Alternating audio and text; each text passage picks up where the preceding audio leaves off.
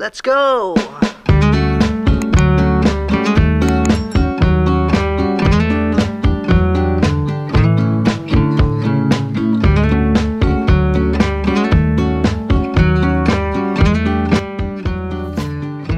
Okay guys, good evening. Welcome back to my YouTube channel, Keep It Simple with Tito Arnold's Vlog. We are here in front of the 7-Eleven station, gas station. We are refilling Jeff's trucks. Ayan ho siya, nagre-refill po siya ng gasolina. Malamig ko! Oh, malamig daw. Talaga pong malamig. Ayan. Say hello to my vlog, Jeff. Hello ho! Kamusta po kayo lahat? Ayan.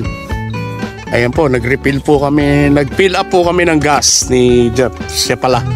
Sa truck niya. So, ayan. Kailangan kong laging naka-seatbelt dito. Tignan nyo naman, ang aming road punong-puno ng ice. Hindi na ho simento, kundi yelo na ho. Ayan.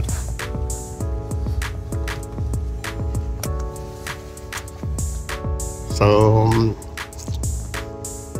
it's another vlog. Tapos na po ang aming trabaho.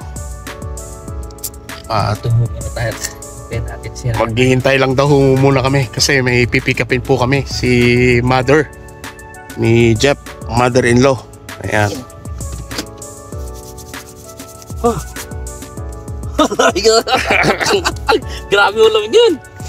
Ayan ho, kung nagbabalak po kayong pumunta rito sa Canada, anong masasabi mo sa mga gustong pumunta rito sa Canada, Jeff? Ay, dapat to prepare kayo sa lamig.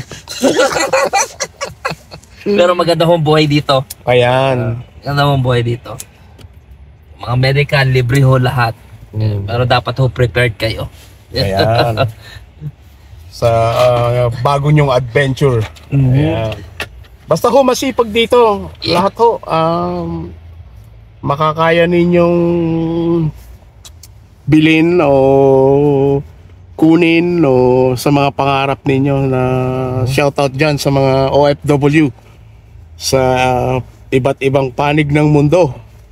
Ang mga subscriber ko, ayan. So si Jeff, kon po ang kanya rito, citizen na po si Jeff dito. So kung nagtatanong kayo kung single pa siya, hindi na po, taken na po siya. Happily married. Happily married. Ayan. Shoutout dyan sa mga taga Pilipinas, sa Asia. Shoutout sa pamangkin ko dyan sa South Korea. Hi Joy, shoutout sa'yo. At si AJ sa Japan. Ayan. Kaya kung balak ninyo pong pumunta rito, ay prepare po kayo. At naghigpit na po ang Canada sa tourism. Tourist ano? Tourist, yeah. Pati sa mga student. Sa mga student. Kaya marami na po kasi naabuso na po ang immigration natin. Kaya ganyan, naghigpit na po sila. So ito po, katatapos lang namin ng trabaho. And then pauwi na rin po kami. Pero masaya po kami kahit gaano kahirap ang trabaho namin. Masaya po. As long as gusto ninyo yung trabaho. Wag ko kayong mamimili. Na katulad namin ni Jeff, namimili. Namimili ko tayo sa malaking sahod. Sahod, ayun. Ayan. Para ma-attract ko kayo, marami pong bakante rito sa Alberta. Yeah. Pero siguraduhin nyo lang na hindi scammer yung mga a-applyan ninyo. Di ba, Jeff? Oho. Ayan. Marami yung scammer. Kaya ingat po kayo sa mga scammer. So another day, another night, guys. Well, good night. Ang masasabi lang po namin ni Jeff ay keep it safe, keep it healthy, and keep on moving. Because moving is power. Power on all the time. God bless po. O yan po, nandito po kami sa YEG Edmonton International Airport po. Susunduin po namin ang biyanan ni Jeff, which is galing siya ng Vancouver, BC. So ayan po ang aming airport. Simple lang po dito sa Edmonton, Alberta. So welcome to another vlog. Kahit maiksi lang po itong video namin ni Jeff, magugustuhan niyo po, informative po. Ito po ang international airport ng Edmonton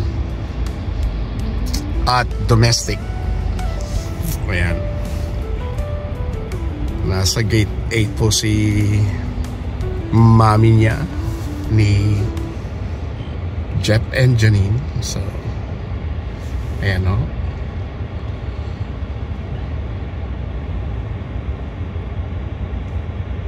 So kung nandito po kayo sa Edmonton at kayo ay magdadrive, ingat lang po kasi madulas po ang daan. Slippery when wet. Sabi nga, slippery on ice. So kahit po 4x4 itong sasakyan namin, dumudulas pa rin po. So ayan, number 8 daw.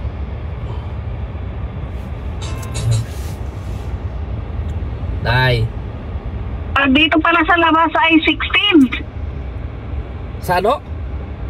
Pag dito sa labas, sa ano ng mga sasakyan, 16. 16? Oo. Ano? May mga nakita. Anong 16? May mga nakalagay rito. Gate 16? Arrival, 16, 15. Pero andito lang din ako sa labas na. Sa baba ho, di ba? Oo, ang ibig sabihin sa 8 yung nasa loob. Pero pagdating bala dito sa labas, dito ako sa may bubong. Ayan, so may bubungan. O, sa may bubungan. O, malapit na ho kami dyan, Nay. Ay, ayan kayo. Nasa kanan ko kayo. Ayan. Ayun. Tara, Nay. Naglakad na nga ako eh. Saan? Sige. Sira pa yung hawakan. Ano, Nay? Doon na diretso sa bahay nyo? Sa bahay? Nabayan yung na. Oh. Ito. Bigla na lang sumingit tong isa. Pag doon sa loob, 8. Pero paglabas dito, maka 8, nag-iisip ka doon sa unahan. Nay? Doon sa loob, pre. Yung kanila Joyce, ho?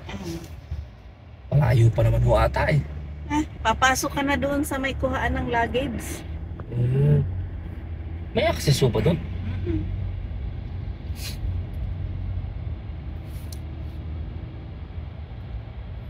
Si Gloria nagsusundo sa akin, doon na dumadaan kami. Si Ate Margie, doon doon. Seme.